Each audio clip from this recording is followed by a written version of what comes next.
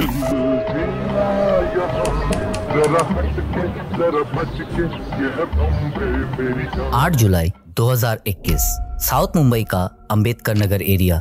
इस दिन इस इलाके में कुछ ऐसा होने वाला था जो आगे चल के पूरे मुंबई शहर और पूरे देश को जड़ से हिला देने वाला था। आज से करीब 3 महीने पहले सचिन के घर में एक बेटी का जन्म होता है। सचिन और उसके फैमिली की आर्थिक स्थिति कुछ ठीक नहीं थी और वो इसीलिए अंबेडकर नगर इलाके में झुग्गी बस्ती में रहा करते थे। उनके परिवार वालों के पास पैसा तो बहुत कम था, लेकिन अब उनकी जिंदगी में इस बेटी के रूप में नई खुशी आ चुकी थी। लेकिन शायद उनको पता भी नहीं था कि आगे चल के उनके साथ कुछ ऐसा होने वाला है जो उनके परिवार को पूरी तरीके से तोड़ के रख देगा। 8 जुलाई 2021 के रात को करीब 9:30 बजे सचिन की पत्नी उनकी बच्ची को दूध पिलाने के बाद सुला देती है। जुलाई का महीना था तो गर्मी भी बहुत ज्यादा थी और उस दिन उस इलाके में बिजली भी नहीं थी। तो सचिन और उसके परिवार वाले उस दिन रात को घर के सारे खिड़की दरवाजे खोल के ही सो जाते हैं। गर्मी के चलते सचिन की पत्नी देर रात तक जगी हुई थी और उनके मन में एक अजीब सा बेचैनी भी था। लेकिन रात के करीब 1 से 1:30 बजे के बीच में उनकी भी आंख लग जाती है और वो सो जाती है। उसके कुछ ही देर बाद रात के करीब 3 साढ़े 3 बजे उनके घर के किचन से बर्तन गिरने की आवाज आती है। तो सचिन की पत्नी और उनके पूरे परिवार वाले जाग जाते हैं। वो जब किचन में जाते हैं तो देखते हैं कि बिल्ली ने उनके किचन का सारा बर्तन गिरा दिया है। लेकिन जब सचिन के परिवार वालों की नजर बिस्तर के पास रखे हुए बच्चे के झूले की तरफ जाती है तो वो देखते हैं कि बच्चा वहां से गायब था। एक 3 महीने की बच्ची जो खुद से चल भी नहीं सकती, वो आखिर गई तो गई कहाँ। सचिन के पूरे परिवार वाले बहुत ज्यादा परेशान हो जाते हैं। अब सचिन और उसके पूरे परिवार वाले अंबेडकर नगर के उस मोहल्ले में हर एक घर में जाते हैं और वो पूछते हैं कि कहीं किसी ने उनके बच्ची को देखा है या नहीं, या फिर किसी को उनके बच्ची को ले जाते हुए देखा है कि नहीं। वो लोग अंबेडकर नगर में जिस मोहल्ले में रहते थे वहां पे पूछताछ के बाद आजू बाजू के 2-3 मोहल्लों में भी पूछताछ करते हैं, लेकिन उनको कोई भी सुराग नहीं मिलता।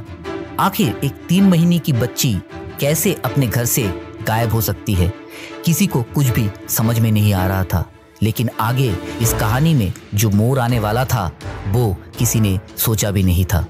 नमस्कार, मेरा नाम है अमित, आप देख रहे हो द बैनर्जी डायरीज। तो चलिए कहानी सुनते हैं।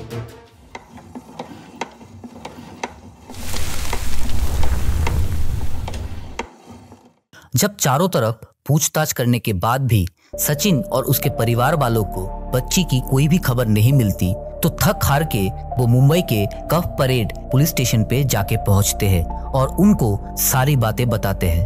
पुलिस वालों को जैसे ही सचिन के घर में हुए इस इंसिडेंट के बारे में पता चलता है तो वो फौरन अंबेडकर नगर इलाके में जाते हैं और अपनी पूछताछ शुरू करते हैं। लेकिन पूछताछ के दौरान उनको कोई भी सुराग नहीं मिलता। अब वो सचिन और उसके परिवार वालों से ये पूछते हैं कि कहीं उनके साथ किसी का कोई दुश्मनी तो नहीं था। बहुत देर तक सोचने के बाद भी सचिन और उसके पूरे परिवार वालों को ये समझ में नहीं आ रहा था कि उनके परिवार के साथ आखिर किसी की क्या दुश्मनी हो सकती है जिससे कोई उनके 3 महीने के बच्ची को चोट पहुंचाने की सोच भी सकता हो। लेकिन कुछ देर सोचने के बाद सचिन और उनके परिवार वालों को ये याद आता है कि बच्ची के गायब होने से करीब 7 घंटे पहले यानी कि 8 जुलाई 2021 के रात को करीब 8 बजे उनके घर में कुछ हुआ था। उस दिन रात को करीब 8 बजे कन्हैया उर्फ कन्नू, जो कि एक ट्रांसजेंडर था, वो अपने एक साथी के साथ सचिन के घर में आता है और बच्ची को आशीर्वाद देता है। कन्नू सचिन के परिवार से 1100 रुपए, एक साड़ी और एक नारियल का मांग करता है बच्ची को आशीर्वाद देने के बदले में। आपको पता ही होगा हम जिस समय की बात कर रहे हैं उस वक्त देश में कोविड-19 का लॉकडाउन चल रहा था और पूरे देश के साथ साथ इस लॉकडाउन ने सचिन और उसके परिवार की आर्थिक स्थिति को और बिगाड़ दिया था।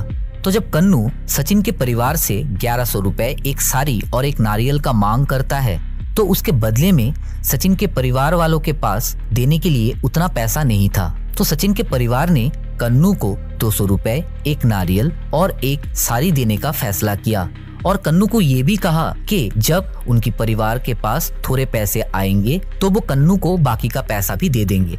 लेकिन कन्नू को ये बात पसंद नहीं आई और वो पूरे पैसे का मांग करने लगा।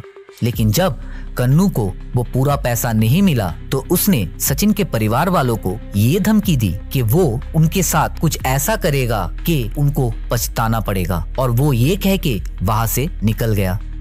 अब पुलिस 24 साल के कन्हैया उर्फ कन्नू की खोजबीन पे लग गई थी। तफ्तीश के दौरान पता लगता है कि कन्नू अंबेडकर नगर के पास ही कहीं पे रहता है, तो पुलिस उस इलाके की हर एक सीसीटीवी का जांच करना शुरू करती है और खोज पड़ताल करते वक्त उनको कन्नू का घर का पता भी मिल जाता है। अब पुलिस कन्नू के घर जाती है, लेकिन कन्नू के साथ रहने वाले दूसरे ट्रांसजेंडर्स ये बताते हैं कि अभी कन्नू घर पे नहीं है। कुछ देर के बाद जब कन्नू वापस आता है तो उसके साथी उसको बताते हैं कि पुलिस उसे किसी केस के सिलसिले में ढूंढ रही है, लेकिन इससे कन्नू के स्वभाव में कोई भी परिवर्तन नजर नहीं आता। उल्टा वो और ज्यादा अकड़ जाता है और कहता है, मैं किसी से डरती है क्या? और इसके बाद वो खुद ही कफ परेड पुलिस स्टेशन पहुंच जाता है। अब पुलिस कन्नू से पूछताछ शुरू करने ही वाली थी कि तभी उनको समुद्र किनारे नाली से एक बच्ची की लाश मिलती है। उस बच्ची के लाश का जब शनाख्त कराया जाता है तब पता चलता है कि वो बच्ची और कोई नहीं बल्कि सचिन की 3 महीने की बच्ची थी।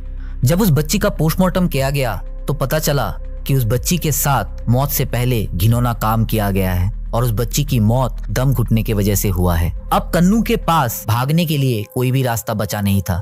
अब जब पुलिस ने कन्नू से सख्ती से पूछताछ की तब कन्नू सारा सच उगल देता है। कन्नू पुलिस को बताता है कि 9 जुलाई 2021 के सुबह करीब 3-3:30 बजे वो अपने साथी सोनू के साथ सचिन के घर में पहुंचता है। वहां जाने के बाद वो ये देखता है कि सचिन का घर का हर एक खिड़की दरवाजा खुला हुआ है और ये मौका पाते ही वो सचिन के बच्ची को वहां से उठा के ले जाता है। फिर समुद्र के किनारे ले जाके वो उस बच्ची के साथ घिनौना काम करता है और उसके बाद उस बच्ची को नाली में फेंक देता है और वही नाली में उस बच्ची का दम घुटने की वजह से मौत हो जाती है। ये सब सुन के पुलिस वाले पूरी तरीके से शॉक्ड थे, क्योंकि ये सब बताते वक्त कन्नू के चेहरे पे कहीं पर भी डर या फिर गिल्ट का नामो निशान नहीं था। जब पुलिस ने उससे पूछा कि उसने ऐसा क्यों किया तो कन्नू ने बताया कि ये सब करके वो अंबेडकर नगर के लोगों के बीच डर पैदा करना चाहता था, ताकि आगे से कभी भी अगर वो किसी के घर में जाए और कुछ मांगे तो लोग उसे मना ना कर सके। ये घटना इतनी घिनौनी थी कि 26 फरवरी 2024 को मुंबई के सेशन कोर्ट में इस घटना का जब वर्डिक्ट आया तब कोर्ट ने भी इस केस को rarest of the rare case माना और 24 साल के कन्नू को पॉक्सो एक्ट के तहत फांसी की सजा सुनाई गई। आज के डेट पे कन्नू जेल में पुलिस की हिरासत में है और अपने सजा का इंतजार कर रहा है। यहाँ पे कुछ बातें क्लियर कर देनी जरूरी है। हमारे समाज में किन्नरों की बहुत ज्यादा इज्जत की जाती है। जब भी बच्चे पैदा होते हैं या फिर शादी होती है हमारे घर में तो किन्नर हमारे घर में आते हैं और हम उनकी बहुत ज्यादा सम्मान करते हैं, उनसे आशीर्वाद लेते हैं और बदले में उनको कुछ तोहफे देते हैं। यहाँ पे इस केस के तहत हम बिल्कुल भी ये नहीं कह रहे कि आपको किन्नरों से डर के रहना चाहिए या फिर उनसे बच के रहना चाहिए, बल्कि हम तो ये बिलीव करते हैं कि किन्नरों को हमारे समाज के मूल स्रोत पे लाना चाहिए।